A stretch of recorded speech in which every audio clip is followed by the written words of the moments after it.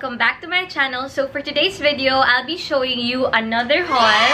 So last week, galing lang ako sa Japan. Kakauwi ko lang actually yesterday and nag-film na ako now para I'll start uploading this one next week. So sinastart ko na lang siya ng maaga so I can edit it para sakto ko sa pag-upload ko weekly.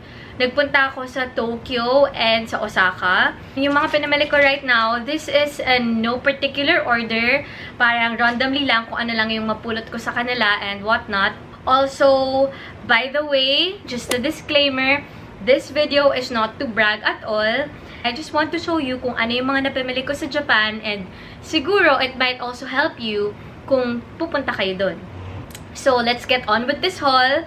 Hindi ko na siya papahabain. So, if you guys want to find out kung ano yung mga napamili ko sa Japan, please keep on watching. Let's start with the clothes. So, ito, I bought this sa Tokyo. Naka-winter sale sila. Sakto yung pagpunta ko doon. Mayroon ako mga dumi sa ilong. Okay, anyway. By the way, if sa Tokyo area kayo magsistay and gusto nyo sobrang walking distance lang, siguro mga 30 to 40 seconds walk, nandun na kayo sa may Shibuya Crossing. Ito kayo magstay sa Shibuya Excel Hotel, Tokyo.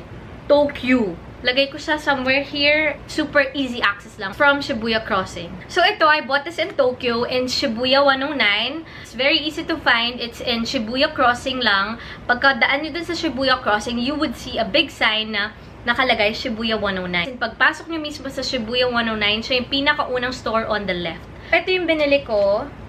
They're on sale. This one, Seek for Shine. Wala siyang specific brand or anything. I don't know. Nagawa din ako ng try-on haul. Siguro most likely, and I'll just put it here. Sila. So, sweater lang. And manipis siya. So, para at least plano nila mag-Baguio or kung saang mang lugar, pwede nyo siyang masuot kasi hindi siya ganun kapal. And then, ito rin. Ito, parang nakikitan talaga ako dito kasi parang siyang sweater na off-shoulder. So, bumili ako ng dalawang colors nito. Kasi ang cute niya. Hindi pa ako nakakita ng sweater na off-shoulder. So, parang ang cute lang niya. So, ito siya. Dirty white yung color. Ang nakalagay, Brave of Mate? I don't know. Brave of Mate nga ba? I don't know, guys. Pero yun yung nakalagay. And then, ito yung kasama niya. Ito yung isang color na binili ko. Sakto ito, isang color na lang siya. Eh, kasi parang wala akong mga ganitong kulay na damit. So, parang gusto ko lang itry kung bagay ba siya sa skin tone ko. So, sinubukan ko. Tapos, sakto nag-iisa siya. So, feeling ko mabenta tong kulay na ganito sa kanila. And then, ito, ang cute nito. Grabe. May nakalagay, exemplary, sa may shoulder, banda. And then, sa other side as well. Tapos, ito yung gitna niya. Radiant.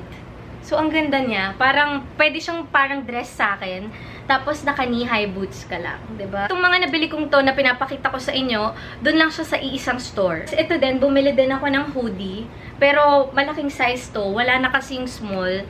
Kaya, ang size nito is medium. Tapos, nakalagay, sprit free. Sprit free. Sprit free. Ayan. And then, last is ito. Ito yung black kanina. Tapos, bumili din ako ng white color. Para yung isa, pag naka-black ka, tinatago niya yung tabako. Pero ito, pag feel mo lang na magsuot ng white, para lang mas ewan ko. Okay?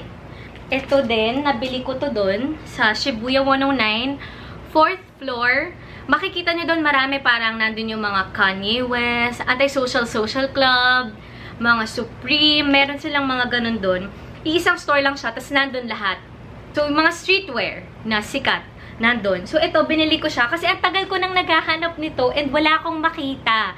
Laging sold out online. Tapos, pag may nakikita naman ako, medyo ang mahal na niya. Sa mga nakikita ko online, oftentimes, it's sold out. If hindi naman, mahal siya sobra. Nga lang, ang problem size niya is medium. So, sobrang laki niya sa akin. Pero, binili ko pa rin siya kasi pwede naman na maging dress dahil nga sa height ko. Diba? Tapos, dun din sa store na pala na to, binili ko rin ito. Kylie na merch. Pero, alam nyo, mahal ko siyang nabili dun. So, huwag kayong bibili ng cap doon kasi mahal ko siya talagang nabili. As in, medyo na-overpriced ako. Kahit na sale siya doon, mahal siya. So, wag na. Ang laki ng patong. Ayoko nang sabihin kasi medyo, my gosh, hindi ako, sa sobrang excited ko, hindi ko na natignan yung presyo sa online, kung magkano ba talaga yung presyo niya. Kaya, ayan tayo. Dito siya lang. Pag suot mo siya, ayan, ganito. Ang ganda, diba? Parang, ewan ko, cute na lang ako sa mga ganitong cap, ganyan. So, ayan. Na natin. Yan. So, dun ko binili. So, dun nagtatapos yung sa Shibuya 109 natin. Ang next naman is damit ulit. Ito naman, sa Osaka ko siya binili. Sa Bape? Or no, wait. Tokyo ko yata binili. Hindi ako sure, di ko na maalala ko, nawala sa isip ko. Sa ko siya binili. Oh my God. Pero basta sa Bape, yung Bape na sikat din for streetwear sa Japan. So, ito yung binili ko. Parang jogging pants siya na may ano dito, yung ano nila, parang monkey or hindi ko alam kung monkey nga ba. I guess. Or ape. Ape. Tapos sa likod niya, ayan, merong ganito. Yung sikat nila na brand. Ganyan sila eh. They are known for this type of style. So, may sulat dito, yung ano nila, laging parang sinasabi sa halos lahat ng t-shirt nila, a bathing ape. Mahaba siya talaga sa akin, pero okay lang kasi niligtas ako nito.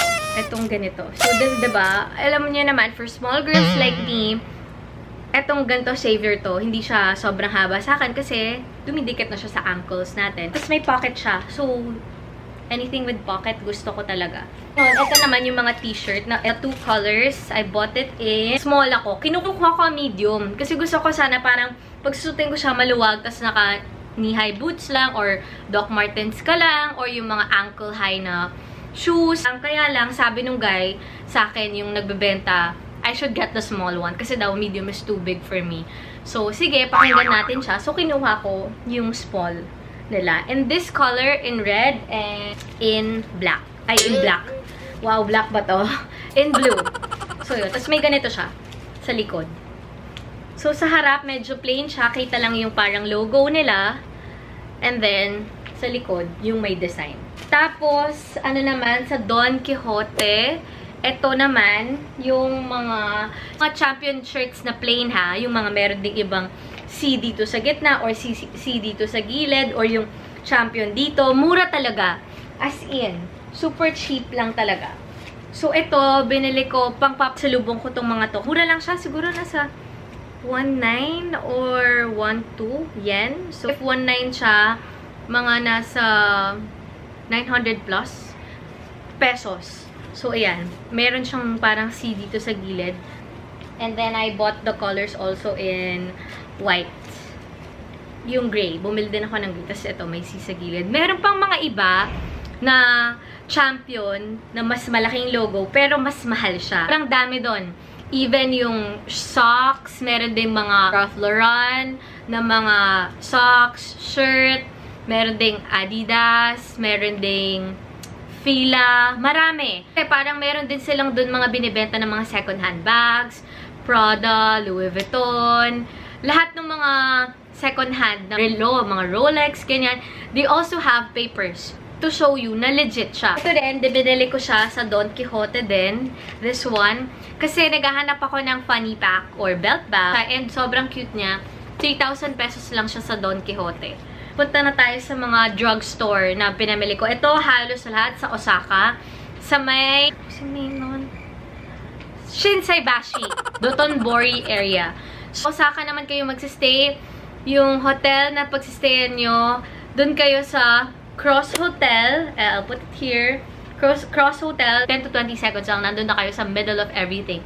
Sa Dotonbori, sa Shinsaibashi, as in lahat. Yun yung suggest ko na pagstayan nyo sa Osaka. Cross Hotel. Ito na, sa mga drugstore na tayo. Kahit anong drugstore na malalaki, usually mga 3 floors sila, 2 floors sila. Downside is, hindi natin maiintindihan yung mga sulat. Kasi usually, naka-Japanese sila. Kaya, dapat important na meron kayong Google Translate to ask the staff kung ano yung maganda at ano yung hindi. And also, yung parang app na parang pipicturean mo siya and it will translate it for you. So, that's my suggestion lang. So, pag pupunta kayo doon para well-prepared kayo. Shiseido Baby Powder Pressed. It's medicated and maraming nagpabili na ganito sa akin. Binili ko siya doon ng 250 yen. So, let's make it half the price na lang. So, 150 pesos lang yung bawat isa na ganito. Bumili din ako ng sarili ko para masubukan ko siya kung okay ba siya. Anyway, so ito yung mga pinamili ko. Medyo marami-rami sila. Shiseido powder. Ganito yung itsura niya. Ayan, this one. Tapos, plain lang siya sa likod. Ayan. And then, this one, ganito yung itsura niya. Pag open mo, meron siyang malaking puff. It has a big puff. And then, of course, oh my God, why don't you focus? Ayan. So, meron siyang parang ganito na para alam talaga natin na hindi siya nagamit. And then, when you open it, it's this one. It's a plain white powder. So, I don't know if it's gonna leave a white cast on me, but try na nga natin, actually. Ayan. Hindi ko alam kung kita niya, pero amoy siyang milk. Ang bango. Milk na nalagyan mo na parang sugar or something. Siguro ano lang to, parang pampatanggal lang ng oiliness. Siguro if oily ka, ganun, ipapat mo lang, pero not so much. Tapos pat mo lang siya sa face mo. Pero wow. Ang bango niya. Tsaka super lambot ng puff. Pero ito nakalagay, medicated. So, hindi ko alam paanong medicated to. Pero, I'll try to search online. If makita ko, I'll just post it here kung ano yung purpose nito.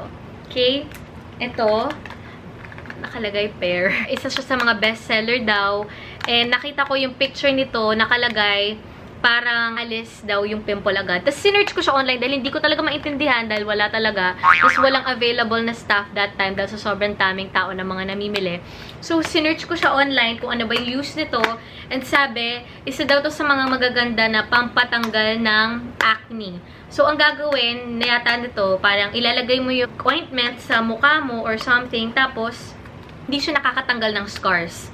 Pimple lang daw talaga. So, yung nakita ko sa mga reviews, nilagay lang daw nila. Tapos, sa may targeted area nila, dun sa may pimple nga nila. Tapos, after a few hours daw, makikita mo daw talaga parang nawawala na yung laman or something nung pimple. So, try natin siya. If nagkaroon ako ng pimple ulit or what, na ipaisa-isa, lalagay ko siya and then we'll see if it's gonna work. And sa drugstore to, meron ngang tag-iisa. Kaso, kinuha ko na yung 3.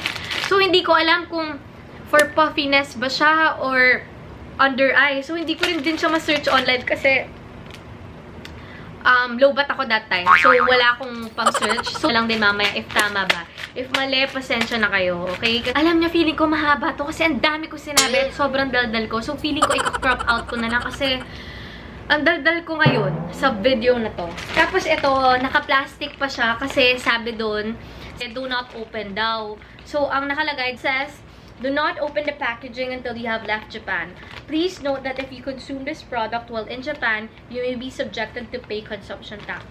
So, hindi ko siya binuksan kasi baka nga matax tayo doon. Kasi all of these things are tax-free. Because, best, hindi naman tayo taga doon. So, kaya tax-free talaga.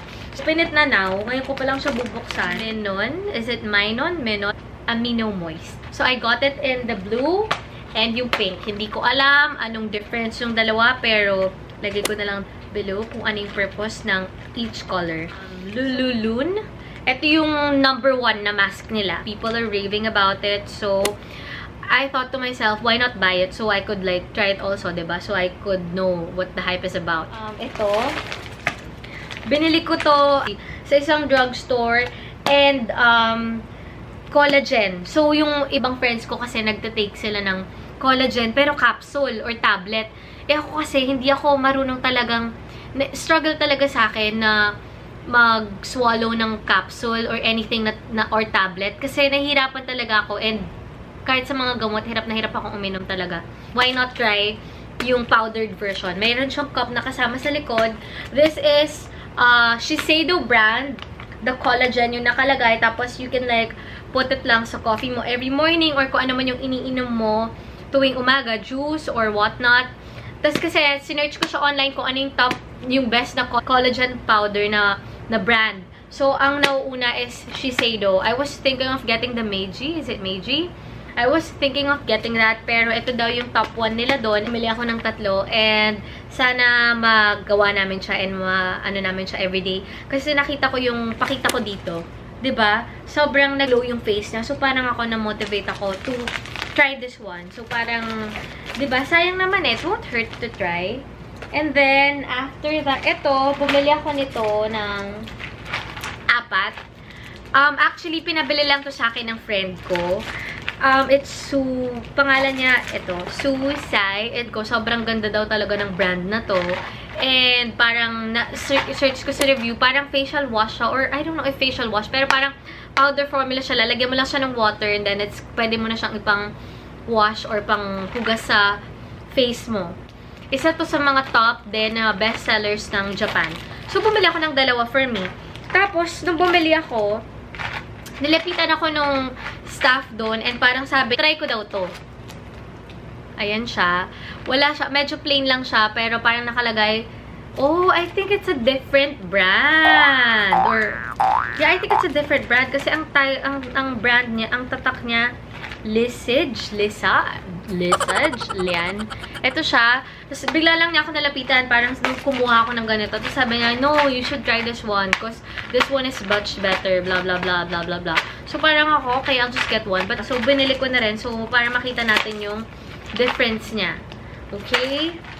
And then, after nun, Lululun again. Sama niya tong mga to. Actually. Nakita ko sa online, parang ito daw yung parang best seller nila na top sa Lululun. So, ito yung kinuha ko, the white one. So, tapos ito, mas maraming laman niya. So, ayun. Tapos, ito, of course, I've been seeing this, nakikita ko to everywhere. The Goku Jun Hada Labo, from Hada Labo. Suggest ng cousin ko, maganda din daw to. Pero hindi ko alam kung ito yung sinasabi niya or yung isa na Hada Labo. So, tapos hydrating milk ang nakalagay. Search ko na lang online. Dalagay ko dito kung ano yung purpose niya. Okay? And then, after, bumili din ako nito, the Perfect Whip Collagen In. So, ang best seller nito is yung blue. Kaya lang, binili ko tong pink para masubukan ko lang kasi nakalagay collagen. So, para sa akin, anything with collagen, gusto ko siyang subukan. Gusto kong mag-glow yung skin ko. So, subukan natin for face. Matagal ko na talagang hinahanap. And, every time na nag-Japan kami, nakakalimutan ko siyang bilhin.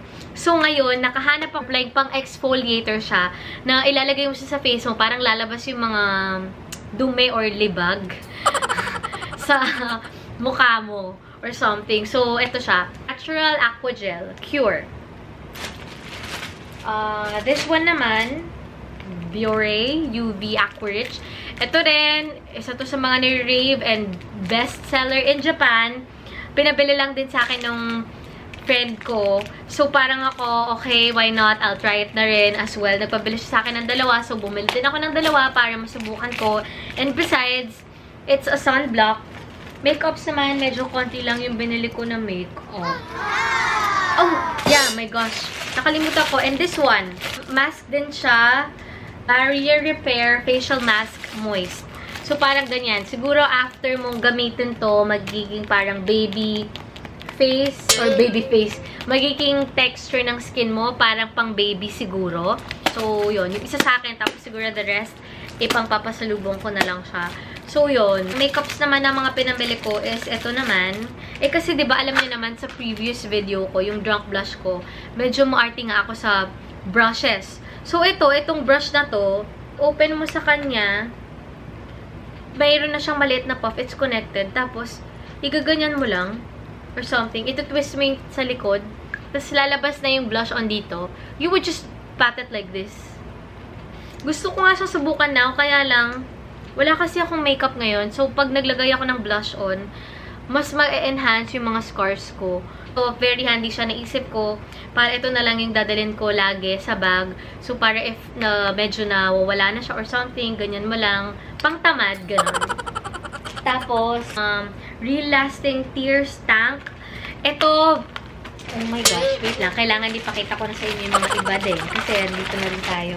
Itong Tears Tank na to, ito yung parang magkakaroon ka ng parang muta or something. Ganun yung tawag nila, muta or what sa under eye. Yung parang gaya, mas tataba yung dito mo. And feeling ko, ipapakita ko rin, gagawa din ako ng tutorial kung paano yung version ko. Kung paano yung paggawa ko ng ganon. And then, papakita ko sa inyo kung paano ko na-achieve yung parang theory na parang may ano na look dito. So, I'll use these products. So, then, ito, from CanMake, Tokyo Shadow Veil.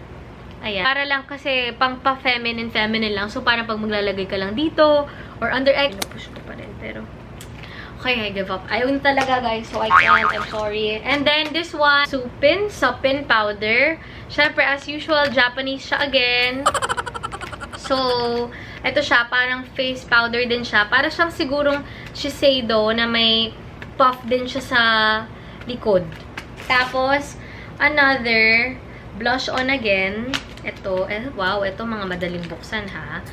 Blush on again from Kiss. Isa ding Japanese brand. So, alam niyo naman ako, bumili na ako nung meron ng kasamang brush. Another color, I don't know what to call this color, pero ayan siya.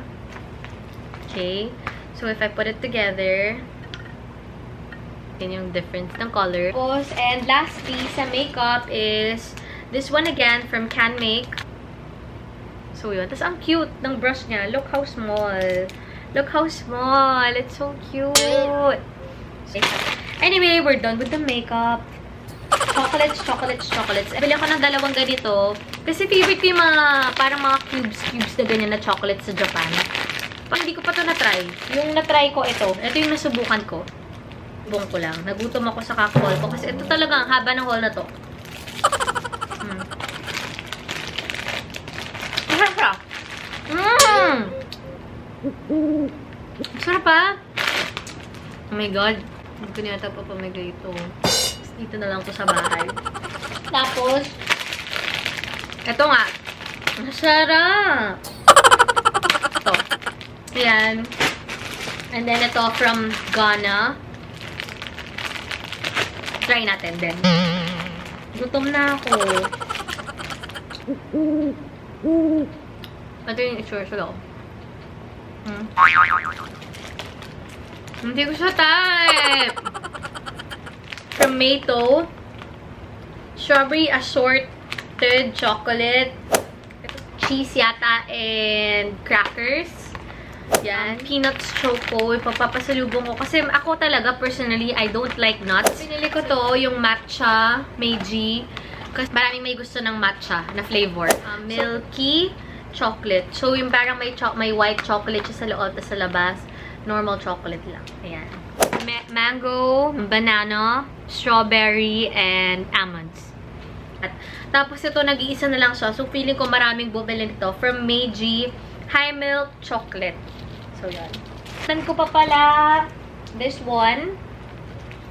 Binili ko siya sa Nike store. Flyknit siya. Size of this one is 5.5. Pero, it's a little big po for me kasi ang size ko, usually, size 4 lang ako or size 5. Sobrang liit talaga ng paa ko. So, 5. Minsan pa nga size 3. Sa kids section pa ako naghahanap. Kasi struggle talaga maghanap ng shoe size ko. So, binili ko siya kasi para pang gym ko, pang boxing. Ayan. Tapos, binili ko ito. Binili ko to sa Tokyo, sa Ginza. So, ito, wallet from Prada. Actually, mini wallet siya eh. So, pag open mo siya, ganito yung color niya. It's a classic black lang. Ayan.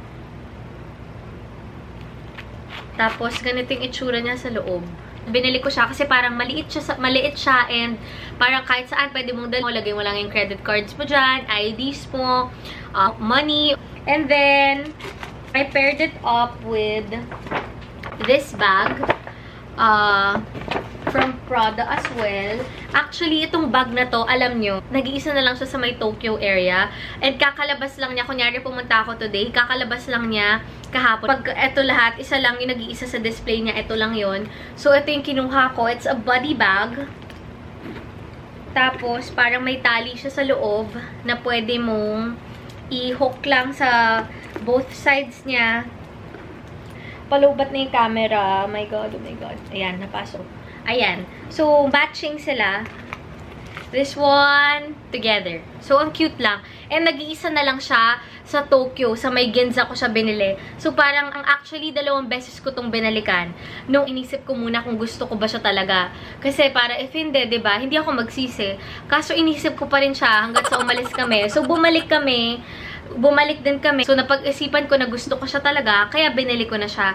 And, proud ako kasi it's my first ever bag na pera ko yung nilabas ko. Kasi usually, mom ko, pinapahiram lang ako ng bag or binibilhan niya ako ng bags. By the way, lahat ng mga pinamili ko ngayon, sarili kong pera, hindi ako naghingi sa parents ko. And I think that's something to be proud of. Malaubat na siya. Pero yun, guys. So, that's the end of my haul. Thank you guys for watching. And don't forget to like, subscribe, and click the bell to get notifications if I post another video. Thank you guys for watching and see you on my next video. Bye!